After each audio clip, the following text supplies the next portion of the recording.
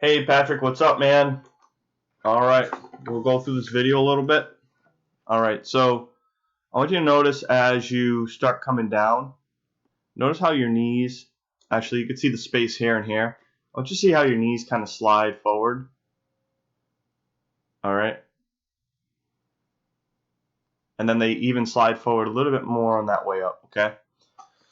So what I want you to do is really reach your butt back far and push your knees out. So I want you to sit back in your hips more, okay? And then I want you to pretend like there's a pane of glass in front of your toes, okay? And you don't want to bring the knee forward to break the glass. So really reach that butt back. Actually, that set was pretty good, that rep. And I'm looking at your knee position here and how far forward it travels, okay? So, and if we compare that to an earlier rep, notice how much more forward that knee is on that last one. All right? So stay back in your hips, push your knees out. Aside from that, these are looking good. We just got to get some more reps in to really pattern what we want, okay? Overhead press. I think we did one additional set at 75 pounds. So just make sure that you're putting in your notes what we did. 75, 5, last set. Just so I know kind of what we did, all right? So I'm just going to save that just so it's on there. All right. Overhead press. All right, so what I like is I like your wrist just extended just a little bit. What that's going to do is bring the bar forward a bit, which means we're going to have to bring the elbows forward after we extend our wrist, okay?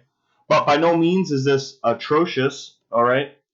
I do want a slight extension in the wrist. And on these, I want you to take a huge breath in, and I want you to press as hard and as fast as possible, okay? These are looking good, man. I think this is one of your stronger lifts, okay? So extend the wrist a little more, get the elbows forward a bit more, okay? All right, deadlift. All right, so what I'm looking at here is to be able to maintain your back angle at the floor. So I'm looking at your hip and your shoulder.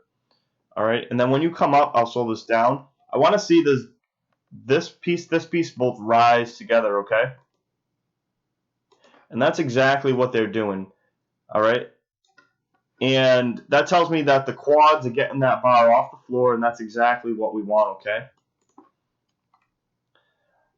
So I like how you're resetting every time because the deadlift always starts from the bottom, okay?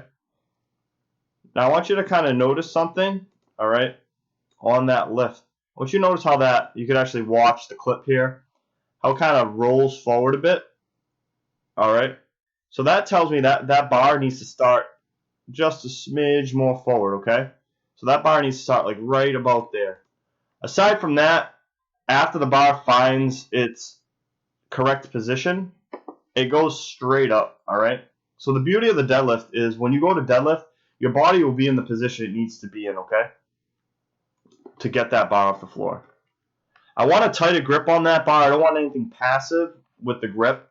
So squeeze the bar tight. And yeah, you even notice on this one a lot more, okay? See how it like rolls forward? So we'll start the bar a little bit more forward than what we're used to, okay? And you still maintain your back angle off the floor just like that, all right?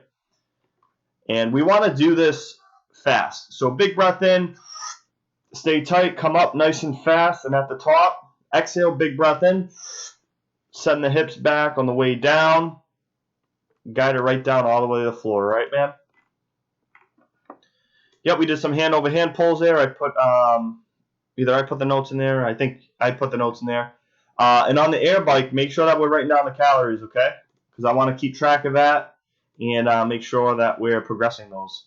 All right, man, that's all I got for you. I'll see you later tonight.